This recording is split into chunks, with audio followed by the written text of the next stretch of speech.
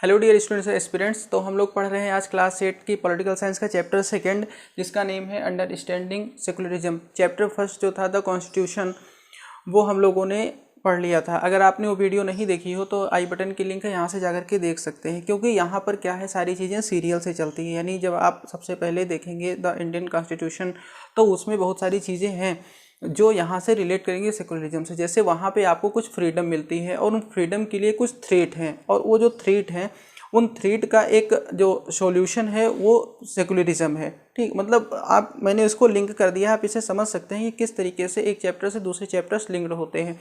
तो आप उसको ज़रूर देखिए। फिर हम यहाँ पे आते हैं। सेकुलरिज्म का मतलब होता है धर्मनिरपेक्षता। ये एक बहुत ही बर्निंग इशू है, और खासकर इंडिया जैसे कंट्रीज में आप हमेशा सेकुलर और धर्मनिरपेक्ष ये शब्द सुनते चले आ रहे हो। तो यानी ये आपके सिलेबस के लिहाज से ही नहीं, ये आपकी जो सोशल अंडरस्टैंडिंग है उसके लिहाज से भी काफ़ी इंपॉर्टेंट चैप्टर हो जाता है। तो इस चैप्टर को हम इन आउटलाइंस में कवर करेंगे। आउटलाइंस कौन कौन सी हैं? Introduction, what is secularism, why it is important to separate religion from state, what is Indian secularism, in what way in Indian secularism different from that of another democratic countries. ये outlines हैं, जिन outlines में हम इस chapter को यानी understanding secularism को cover करेंगे। राइट। तो अब यहाँ पे हम इसको इरेज कर देते हैं, जिससे कि हमें और जो राइट करना हो उसके लिए स्पेस मिले।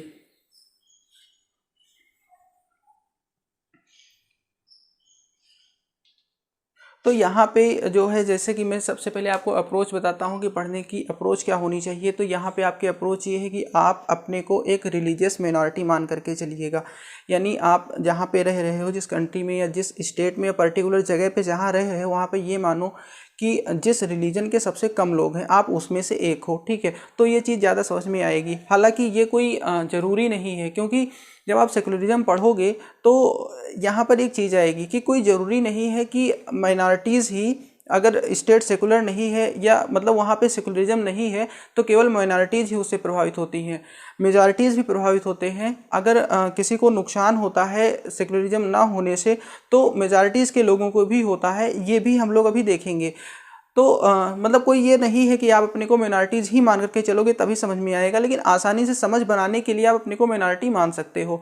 ठीक है, तो यहाँ पे जो है एनसीईआरटी आपको समझाने के लिए एक बहुत बढ़िया एग्जांपल लेती है। वो ये कहती है कि मान लो आप हिंदू या मुस्लिम हो। ठीक है, आप हिंदू या मुस्लिम हो और आप अमेरिका में हो, और आपने अमेरिका की सिटीजनशिप भी ले ली है, यानी आप वहाँ के नागरिक हो। अमेरिका में देखो रिलीजन का बेस क्या है कि वहाँ पे क्रिश्चियन का डोमिनेशन है, वहाँ पे क्रिश्चियन फंडामेंटलिज्म जो है वो काफ़ी ज़्यादा पावरफुल है।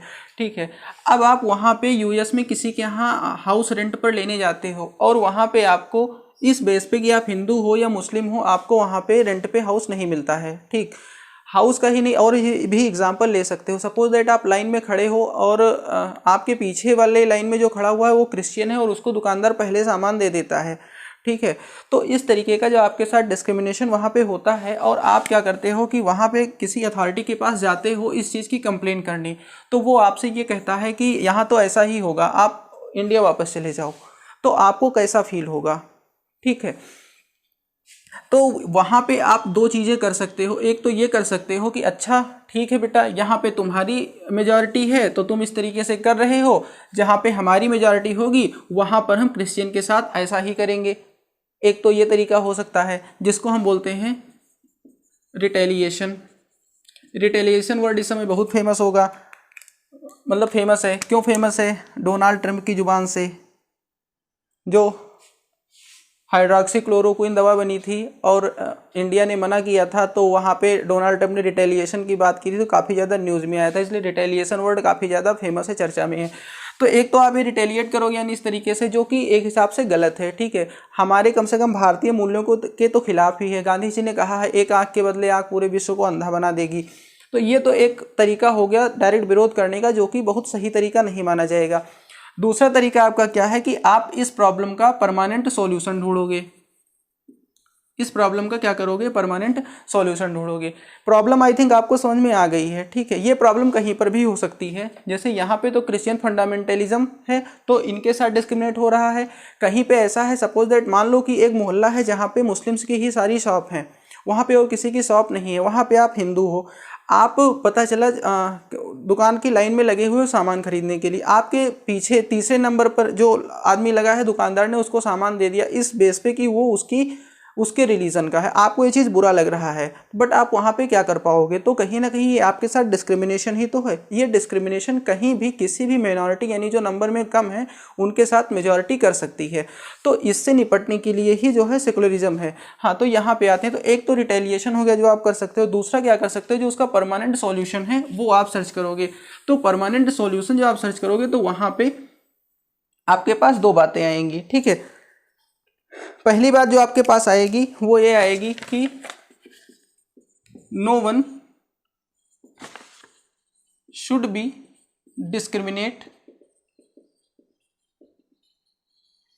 Discriminate against on ground of their religious practices and belief.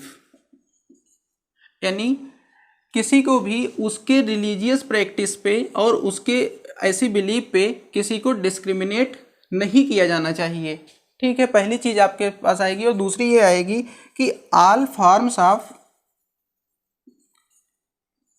डोमिनेशंस related to religion should end. तो ये इसका क्या होगा, ये परमानेंट सॉल्यूशन होगा। और यही जो परमानेंट सॉल्यूशन है यही सेकुलरिज्म का इसेंस है, यानी धर्मनिरपेक्षता का यही इसेंस है, यही चीज़ होना चाहिए। ये आपके माइंड मैप्स हैं जो कि अभी आपको वीडियो के एंड में मैं बताऊंगा कहाँ पे आपको प्रोवाइड हो सकते हैं, वीडियो के एंड में या ड्यूरिंग द वीडियो। आप जब वीडियो देखोगे तभी ये माइंड मैप्स आपके समझ में आएंगे। तो ये आपको नहीं करना है कि आप ये ढूंढोगे कहाँ मैंने तरीका बताया है कि आप कैसे इसको फाइंड आउट कर सकते हो और सोचो कि बस इसी से काम हो जाएगा, ऐसा नहीं है। आप पूरी वीडियो आपको देखना पड़ेगा तभी समझ में आएगा।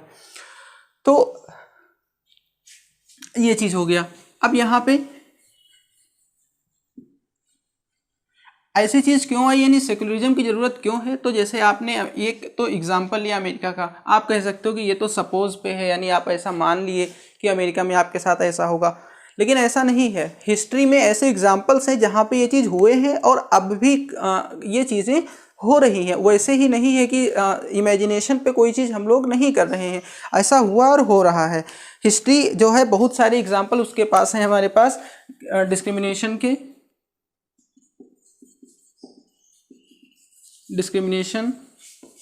एग्जीक्यूशन और परसिक्यूशन।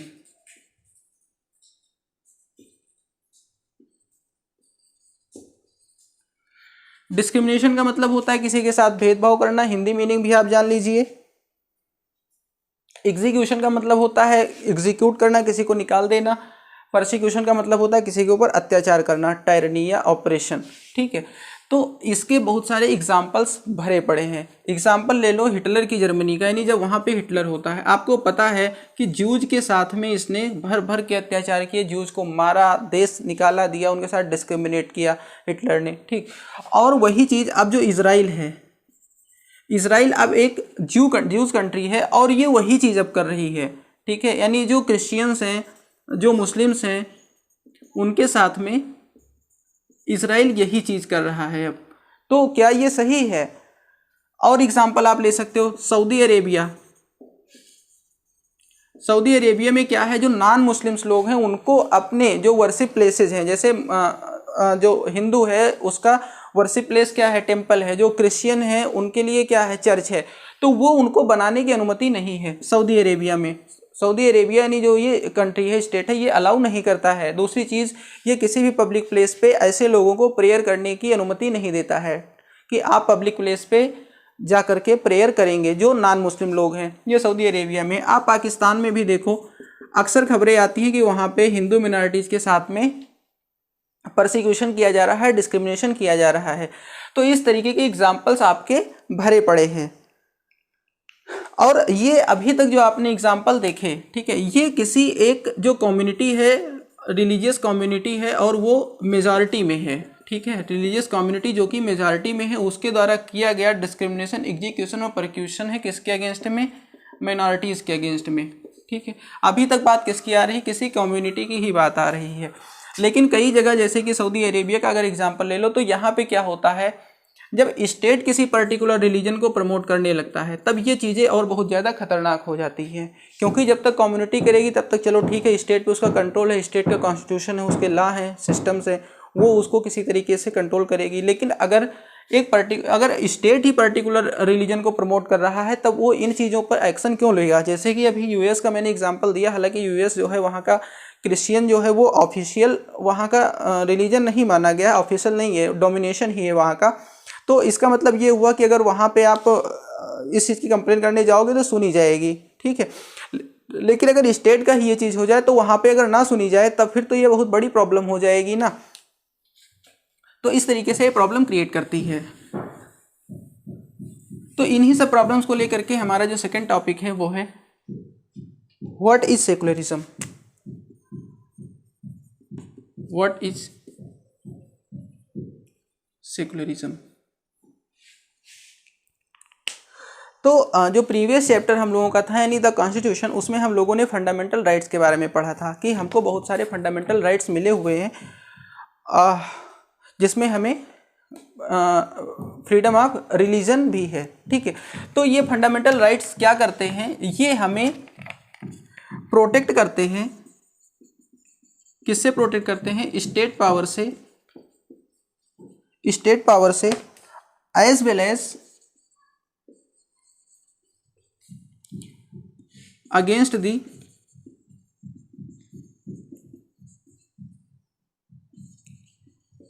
Tyranny of majority. मतलब जो हमें फंडामेंटल राइट्स जो मिले हैं, फंडामेंटल राइट्स ये किससे प्रोटेक्ट करते हैं, पहली चीज तो स्टेट पावर से प्रोटेक्ट करते हैं, यानी सरकार भी है वो अपने नियम कानून सब बनाए लेकिन जो हमारे कुछ फंडामेंटल राइट्स हैं उनको वो वायोलेट नहीं कर सकती है। और दूसरा जो मेजॉरिटी हमारे साथ अत्याचार कर सकती है, यानी अगर एज हम माइनॉरिटीज़ हैं तो हमारे साथ जो अत्याचार कर सकती है उससे हमें कौन बचाता है, ये फंडामेंटल राइट्स हमें सेव करते हैं। ठीक है, तो अब इसमें जो right to freedom of religion है, ये क्या करता है, ये कहता है कि यहाँ पे हम लिखे दे रहे हैं the Indian constitution allows individuals the freedom to live by their religious beliefs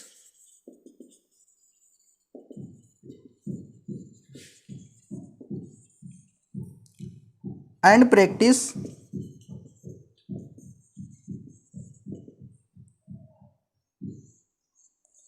as they interpret these।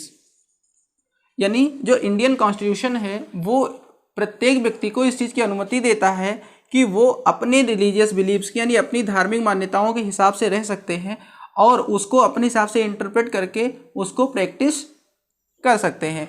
ये जो हमारा इंडियन कॉन्स्टिट्यूशन है ये एक एक व्यक्ति को, पर्टिकुलर व्यक्ति को ये अधिकार देता है। अब यहां पे क्या है,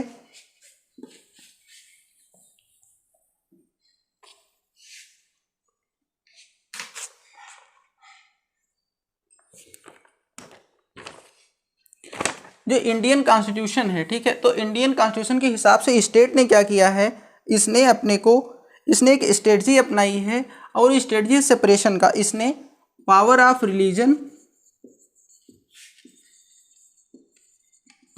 रिलीजन से पावर ऑफ स्टेट को सेपरेट रखा हुआ है। यानी रिलीजन और स्टेट के दोनों पावर अलग अलग हैं, इनको इसने अलग रखा हुआ है। और ये जो सेपरेशन है ना, ये जो सेपरेशन है तो सेकुलरिज्म इसी को रेफर करता है, यानी secularism refers to this separation. यानी अगर सेकुलरिज्म की एक डिफिनेशन आपको ये देखनी है तो एक डिफिनेशन आपको यहाँ से भी मिल जाती है। ठीक, और 2 स्टेटमेंट जो अब यूएस के बाद में आपको दिए गए थे, यूएस वाले जो एग्जाम्पल था उसके बाद में, तो वो फैक्ट आपको मिल गए सेकुलरिज्म के उस पे, और एक फैक्ट आपको ये मिला।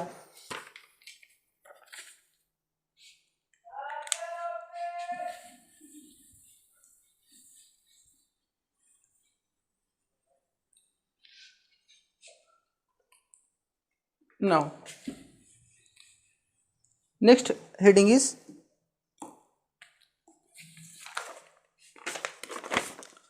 why it is important to separate religion from the state। अभी बात आई थी ना कि स्टेट ने क्या किया, इंडियन कॉन्स्टिट्यूशन के हिसाब से जो इंडियन स्टेट है इन्होंने क्या किया है कि पावर ऑफ स्टेट और पावर ऑफ रिलीजन को सेपरेट रखा हुआ है। तो आखिर इसकी ज़रूरत क्यों है, ठीक है। तो इसकी ज़रूरत सबसे पहले यही जान लो कि टू फंक्शन डेमोक्रेटिकली। आपको पता है इंडिया जो है वो डेमोक्रेटिक कंट्री है, तो डेमोक्रेटिक कंट्री बनी रहे इसके लिए भी पहली चीज़ ये ज़रूरी है, ठीक है। अब यहाँ पे आप एक चीज़ देखो कि जो सभी कंट्रीज यानी वर्ल्ड की सभी कंट्रीज, उन सभी कंट्रीज के पास में जो है more than one religious group है, और उनमें जो है one group is in majority, एक ग्रुप हमेशा किसमें है, मेजॉरिटी में है। ये आप सिचुएशन समझो, और ये सिचुएशन समझने के बाद में, ठीक है, आप यहाँ पे देखो क्या हो सकता है, यानी ये जो है इसके क्या रीजन्स हो सकते हैं। तो पहला रीजन जो है वो ये हो सकता है कि अगर ये जो मेजॉरिटी में है अगर इनका एक्सेस हो जाए पावर पे, यानी अगर जो इसको अलग रखा गया है ना, स्टेट की पावर और रिलीजन की पावर को अलग रखा गया है ना, लेकिन अगर ये अलग रखा ना जाए और सिचुएशन ये हो और इनका एक्सेस हो जाए, ठीक है, एक्सेस टू स्टेट पावर, तो क्या चीज़ें होंगी, ठीक है। तो पहली चीज़ तो ये हो सकता है कि ये स्टेट की इस पावर और जो इकोनॉमिक रिसोर्सेज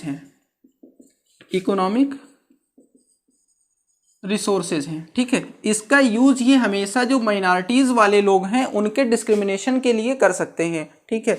और क्या कर सकते हैं, इसके अलावा वो जो माइनॉरिटीज़ वाले लोग हैं उनको उनकी रिलीजियस प्रैक्टिसेस करने से रोक सकते हैं, इवन किलिंग्स भी कर सकते हैं, ठीक है। तो पहली चीज़ ये हो गई। दूसरी चीज़ क्या है, दूसरी चीज़ ये है कि मैंने अभी स्टार्टिंग में ही आपको बताया था कि अगर आप एज अ माइनॉरिटी अपने को ना लो तो ये मत समझो कि अगर आप मेजॉरिटी में हो तो आपके लिए सेकुलरिज्म का कोई मतलब नहीं। आप कह रहे हो मेरा क्या जाता है अगर स्टेट सेकुलर नहीं है तो ऐसा नहीं है। मेजॉरिटी में भी प्रॉब्लम कैसी हो सकती है, मेजॉरिटी में प्रॉब्लम ये हो सकती है कि यहाँ पे जो कॉन्स्टिट्यूशन है इसने आपको जो फ्रीडम ऑफ इंटरप्रिटेशन दिया हुआ है ना, इवन उसने आपको ये भी फ्रीडम दिया हुआ है कि आप जिस रिलीजन से चाहो उस रिलीजन से एग्जिट कर सकते हो, दूसरे को इम्ब्रेस कर सकते हो, मतलब एक धर्म से निकल करके दूसरे धर्म में जा सकते हो, धर्म परिवर्तन अपना कर सकते हो, इसकी भी आपको स्वतंत्रता है। तो ये आपको फ्रीडम मिला हुआ है और ये फ्रीडम आपको जो है वो सुरक्षित रखता है किन चीज़ों से कि आप अपनी ही मेजॉरिटी वाले रिलीजन्स में भी प्रोटेक्ट रहो। जैसे यहाँ पे हम एग्जांपल ले लेते हैं हिंदू रिलीजन का, ठीक है। अगर आपको इस चीज़ की फ्रीडम ना हो तो यहाँ पे क्या होगा, जैसे हिंदू में मान लो एक मेजॉरिटी ग्रुप है जो अनटचेबिलिटी को मानता है और उसके पास जो है एक्सेस है स्टेट पावर का, ठीक है, और वो ये मानता है कि जो अनटचेबिलिटी है वो ठीक है, वो इंटरप्रेट करता है अपने रिलीजन को कि हमारे इसमें ये सब चीज़ें अपर कास्ट लोअर कास्ट ये पूरा सिस्टम होना चाहिए, ठीक है। और हिंदू आप भी हो, आप लोअर कास्ट से हो, ठीक है, मेजॉरिटी में हो क्योंकि हिंदू मेजॉरिटी में है, बट आपको ये चीज़ गलत लगती है कि ये अनटचेबिलिटी नहीं होनी चाहिए। तो अगर आपको कॉन्स्टिट्यूशन ने ये फ्रीडम नहीं दी है तो क्या आप इसके अगेंस्ट में जा पाओगे? बिल्कुल नहीं जा पाओगे, ठीक है। तो इसीलिए जो स्टेट पावर है और रिलीजन की पावर अलग अलग है। कोई भी मेजॉरिटी में हो, सबके पास में मेजॉरिटी में कोई भी हो रिलीजन के बेस पे, चूंकि स्टेट पावर अलग है इसलिए अगर इस तरीके कोई प्रॉब्लम है तो वहाँ पे स्टेट जो है वो अपने हिसाब से, यानी जो कॉन्स्टिट्यूशन ने उसको जो पावर्स दी हुई है उसके हिसाब से उसमें इंटरफेयर कर सकता है और चीज़ों को सही कर सकता है। आई होप ये चीज़ आपको यहाँ पर समझ में आई होगी। तो इसलिए यहाँ पे जो आपका क्वेश्चन है कि why it is important to separate religion from the state, तो उसका ये आंसर है। नेक्स्ट,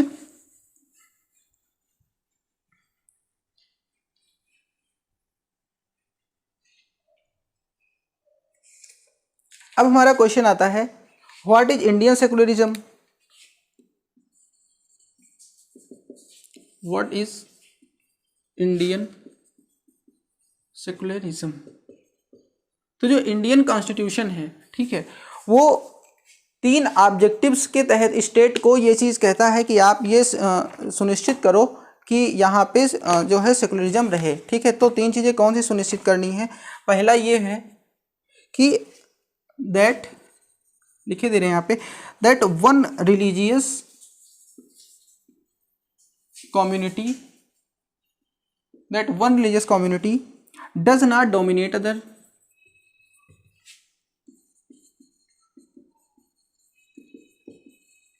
यानी आपने देखा था कि सबसे पहला कौन सा जो है वहाँ पे होता है डिस्क्रिमिनेशन, एक रिलीजियस कम्युनिटी जो कि मेजॉरिटी में है उसके द्वारा दूसरी रिलीजियस कम्युनिटी का जो कि माइनॉरिटी में है। पहला एक इस तरीके का डिस्क्रिमिनेशन होता है।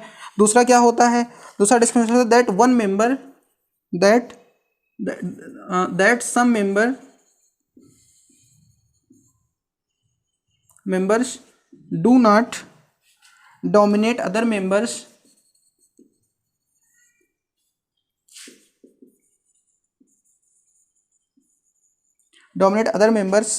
of the same religious community।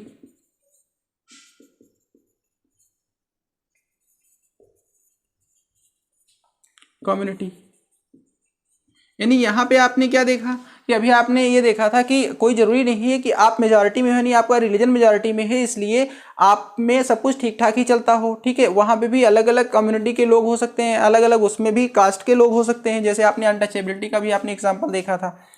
Third क्या है, थर्ड है that the state does not enforce,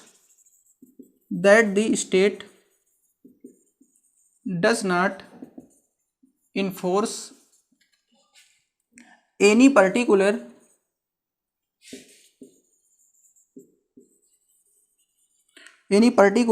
religion nor take away the religious freedom of individual. मतलब खुद स्टेट भी जो है वो क्या करेगा, वो किसी भी पर्टिकुलर रिलीजन को इन्फोर्स नहीं करेगा, यानी स्टेट किसी पर्टिकुलर रिलीजन को प्रमोट नहीं कर सकता, उसके फेवर में कोई काम नहीं कर सकता, और वो किसी भी इंडिविजुअल की जो रिलीजियस फ्रीडम है उसको टेक अवे नहीं कर सकता, नहीं छीन सकता, ठीक। मतलब ना तो वो स्टेट ना तो किसी पर्टिकुलर रिलीजन को प्रमोट कर सकता है और ना तो उस स्टेट में रहने वाले किसी व्यक्ति की जो रिलीजियस फ्रीडम है उसको छीन सकता है, ठीक। तो ये ऑब्जेक्टिव्स हैं जो कॉन्स्टिट्यूशन ने जो स्टेट को दिए हुए हैं, ठीक है। तो ये ऑब्जेक्टिव्स को पूरा करने के लिए स्टेट क्या करता है, ठीक। तो इन ऑब्जेक्टिव्स को पूरा करने के लिए स्टेट्स बहुत सारे काम करता है, जिसमें से हम यहाँ पे 3 का उल्लेख कर रहे हैं, ठीक है। तो इसमें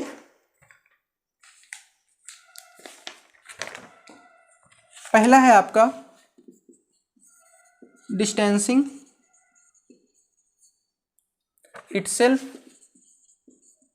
फ्रॉम रिलीजन, यानी स्टेट क्या करता है, खुद ही रिलीजन से दूरी बना करके रखता है। यानी जो सेकुलर स्टेट होगा वहाँ पे स्टेट का कोई रिलीजन नहीं होगा, स्टेट किसी पर्टिकुलर रिलीजन को प्रमोट नहीं करेगा। तो इस तरह जो स्टेट के कोई भी जो इंस्टीट्यूशन है वो भी किसी, मतलब स्टेट वही है, उसके इंस्टीट्यूशंस वगैरह मिला करके वो भी किसी पर्टिकुलर रिलीजन को प्रमोट नहीं करेंगे। जैसे गवर्नमेंट स्कूल हो गया, तो गवर्नमेंट स्कूल किसी पर्टिकुलर रिलीजन को प्रमोट नहीं कर सकते हैं। पुलिस कार्यालय हो गया, गवर्नमेंट ऑफिसेज हो गई, ठीक है। तो इन सब जगह पे भी ना तो किसी रिलीजन को शो ऑफ किया जाएगा, ना किसी रिलीजन को प्रमोट किया जाएगा। हाँ, जो प्राइवेट इंस्टीट्यूशंस हैं उन पे गवर्नमेंट का कोई वो नहीं है, वो जो चाहे वो कर सकते हैं। यानी अगर प्राइवेट स्कूल कोई है तो वो किसी भी रिलीजन को प्रमोट कर सकता है, या ऐसे कह लो कि कोई भी रिलीजियस ग्रुप जो है वो एक अपना अलग स्कूल खोल सकता है।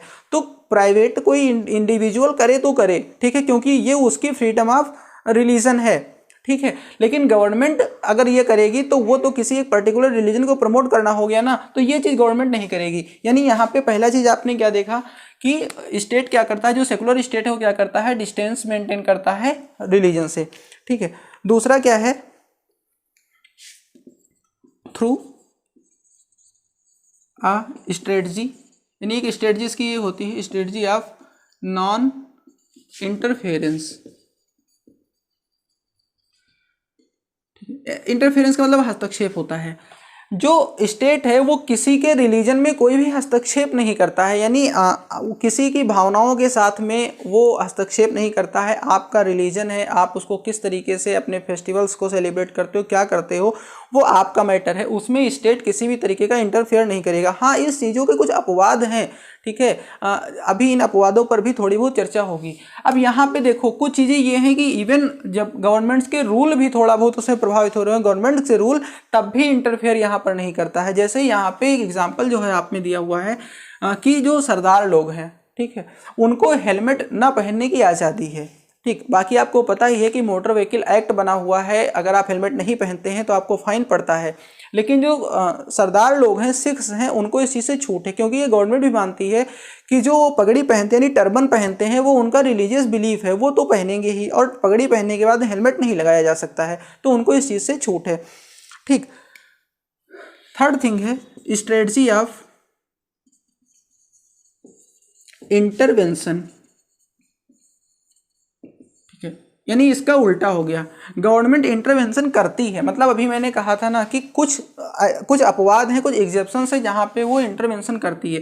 देखो, इंटरवेंशन गवर्नमेंट इस तरीके से करती है कि अगर किसी के रिलीजियस बिलीव्स, किसी के फंडामेंटल राइट्स को जो है वो ओवर रूल कर रहे हैं, तो वहाँ पे गवर्नमेंट इंटरवीन करती है। जैसे अभी बात आई थी अनटचेबिलिटी की, तो अनटचेबिलिटी में क्या होता है, कॉन्स्टिट्यूशन ने सबको राइट दिया, सबके फंडामेंटल राइट्स दिए हैं, ठीक है। और यहाँ पे अगर कोई बिलीफ किसी भी रिलीजन का, वहाँ पे एक पर्टिकुलर, यानी जहाँ पे लोअर कास्ट के साथ में इसकी प्रॉब्लम होती है, तो वहाँ पे उसके फंडामेंटल राइट को सेव करने के लिए जो है वहाँ पे इंटरवीन गवर्नमेंट करती है। जैसे और भी एग्जांपल ले लो, अभी जो है ट्रिपल तलाक का मैटर जो है काफ़ी ज़्यादा न्यूज़ में रहा, तो यहाँ पर भी क्या है कि रिलीजियस बिलीफ है, मुस्लिम्स की रिलीजियस बिलीफ है, ठीक है, लेकिन उसकी वजह से जो वुमेन है उनको डिस्क्रिमिनेट की जा रही है, उनके साथ में वहाँ पे टायरनी हो रही है, तो इसलिए वहाँ पे भी गवर्नमेंट ने क्या किया, इंटरवीन किया। तो सेलेक्टिव इंटरवीन करती है गवर्नमेंट किसी भी रिलीजन में, और वो भी पॉजिटिव इंटरफेयर करती है। मतलब ये भी जान लो कि पॉजिटिवली इंटरफेयर कर सकती है। तो इन तीन तरीके से गवर्नमेंट जो है यहाँ पे जो सेकुलरिज्म है उसको प्रमोट करती है, यानी जो व्हाट इज इंडियन सेकुलरिज्म है उसका आंसर आपको इस तरीके से मिल गया। तो आपका जो लास्ट टॉपिक था उसमें इसके बाद में जो सबसे लास्ट टॉपिक था वो यही था कि जो इंडियन सेकुलरिज्म है वो अदर जो डेमोक्रेटिक कंट्रीज है वहाँ के सेकुलरिज्म से क्या अलग है, ठीक। तो यहाँ पे हम एक एग्जाम्पल ले लेते हैं यूएस का। तो यूएस में क्या है, वहाँ पे ये कानून बना दिया गया एक बार कि यहाँ पे जो अमेरिकन सीनेट है वहाँ पे कोई ऐसा कानून नहीं बनेगा जो किसी भी रिलीजन से बेस्ड होगा, यानी ना तो वहाँ पे कोई भी रिलीजन स्टेट के कामों में इंटरफेयर करेगा और ना तो कोई भी स्टेट रिलीजन के कामों में इंटरफेयर करेगा। पूरी तरीके से वहाँ पे मामला अलग है। लेकिन यहाँ पे अभी आपने देखा कि इंडियन जो स्टेट है, जो इंडियन कॉन्स्टिट्यूशन है, ये पॉजिटिवली इंटरफेयर मैटर में कर सकता है और ये करता है, ठीक। तो आई होप आपको ये चैप्टर समझ में आया होगा। मैंने आपको कहा था कि ये नोट्स जो हैं ये माइंड मैप है एक तरीके से आपको पूरा चैप्टर जो है समराइज़ करने में, और फिर एक बार इसको वीडियो देख लेने के बाद में कभी भी मेमोराइज़ करने में आपकी हेल्प करेंगे। तो ये आपको मिल जाएगा। इसके लिए आप करियर एग्ज़ाम्स जो आपके यूट्यूब चैनल का नाम है, ये आप फेसबुक पे सर्च कर सकते हो, टेलीग्राम पे सर्च कर सकते हो, ठीक, इंस्टाग्राम पे सर्च कर सकते हो, 3 जगह पे। इसके अलावा ब्लॉग जो है डिस्क्रिप्शन बॉक्स में हमारे ब्लॉग की लिंक दी हुई है, उस लिंक पे ब्लॉग पे पहुंच सकते हो। तो इन सब जगह पे आपको ये मतलब इनमें से किसी भी जगह पे आप जहाँ पे आओगे वहाँ पे प्रोवाइड करा दिया जाएगा। व्हाट्सअप ग्रुप की लिंक भी है, आप व्हाट्सअप पे भी आकर के जुड़ सकते हो। अगर आप चैनल पर नए हो तो आप चैनल को सब्सक्राइब करो, जिससे कि अगली वीडियो आपको आसानी से उपलब्ध हो सके। थैंक यू, मिलते हैं नेक्स्ट वीडियो में।